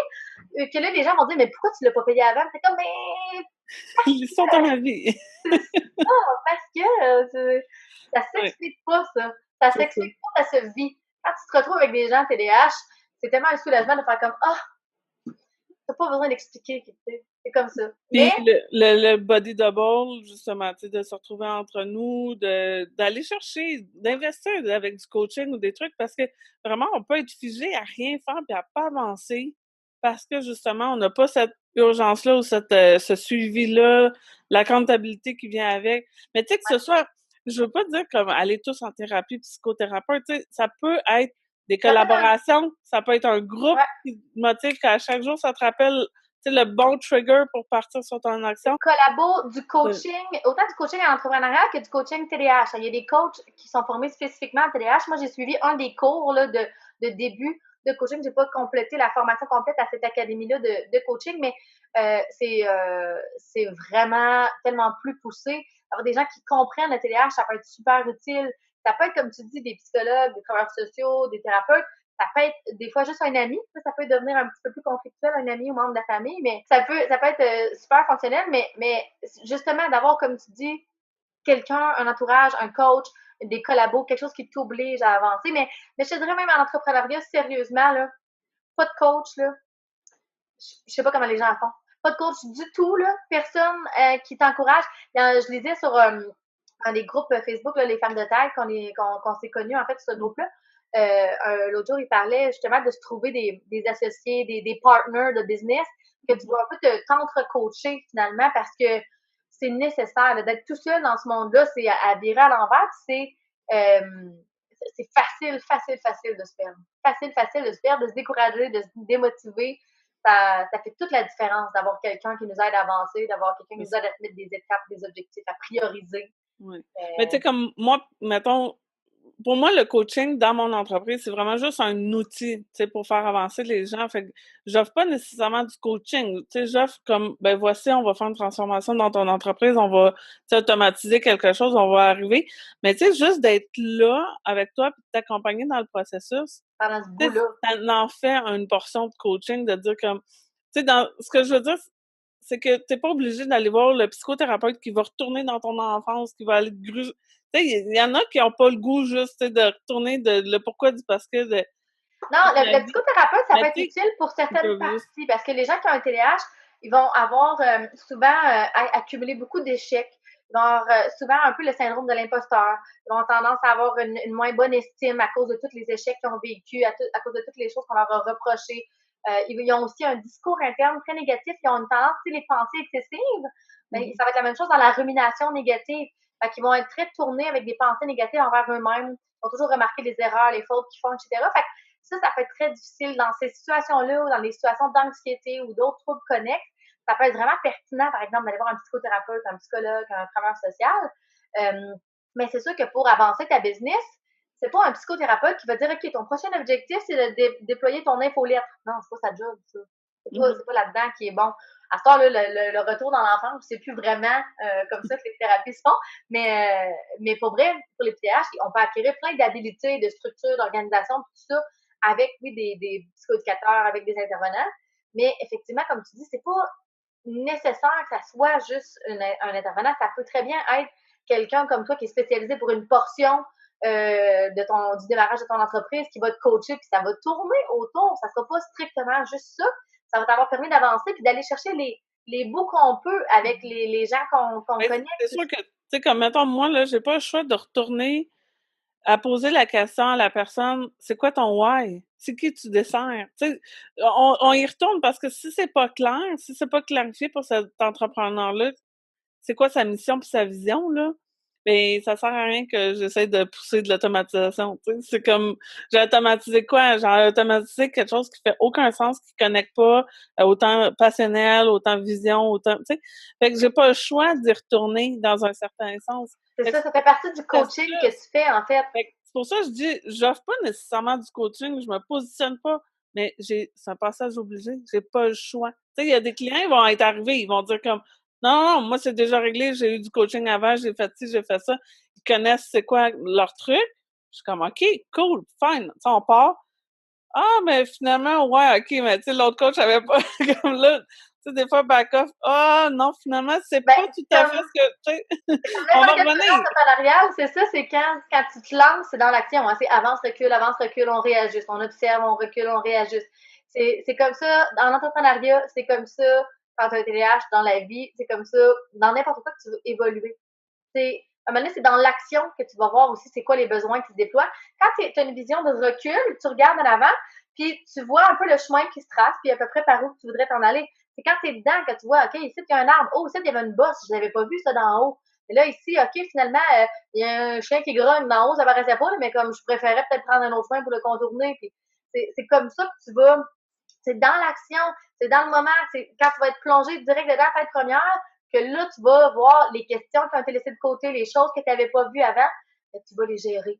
Faut pas éviter de se lancer parce qu'on ne les sait pas, on va les gérer, mais effectivement, faire ce chemin-là, tout ce chemin-là, toutes ces décisions-là, rencontrer tous les petits obstacles, les petites embûches que tu peux avoir sur un chemin tout seul, c'est très difficile.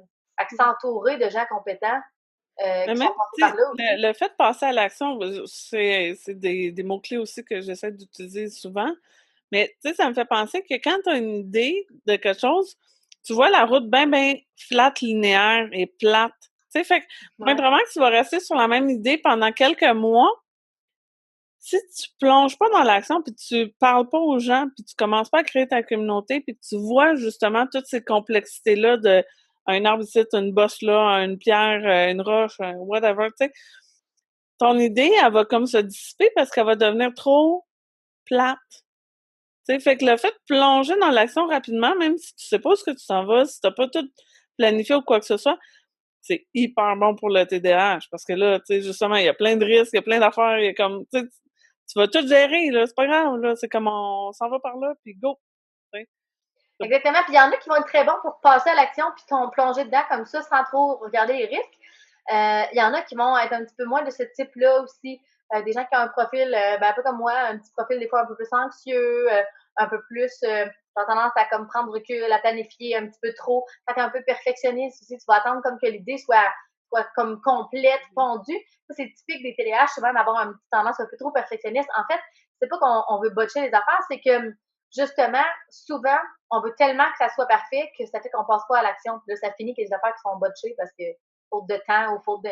Mais c'est très caractéristique des gens qui ont un TDAH, en fait, d'être des perfectionnistes. Ça peut Donc, être un blocage. En fait, ça fait partie des outils que je voulais offrir après le podcast.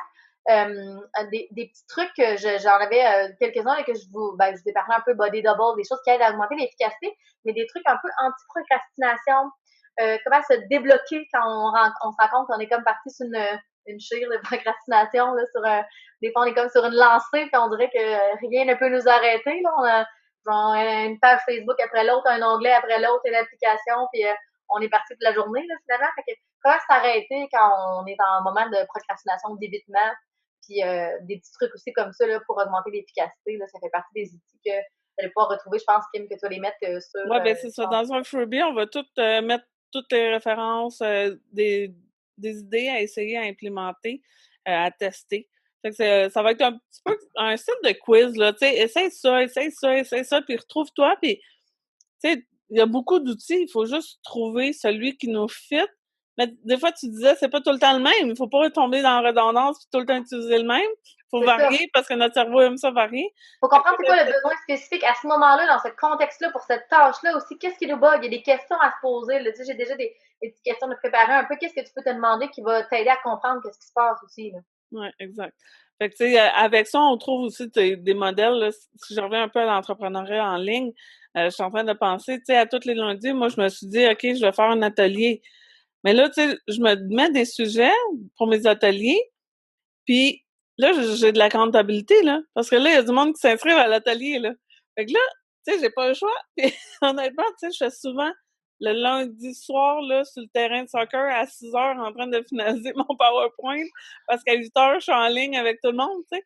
Mais ça me permet justement à un moment donné, tu sais, de mettre des frontières sur le temps de recherche que je vais mettre.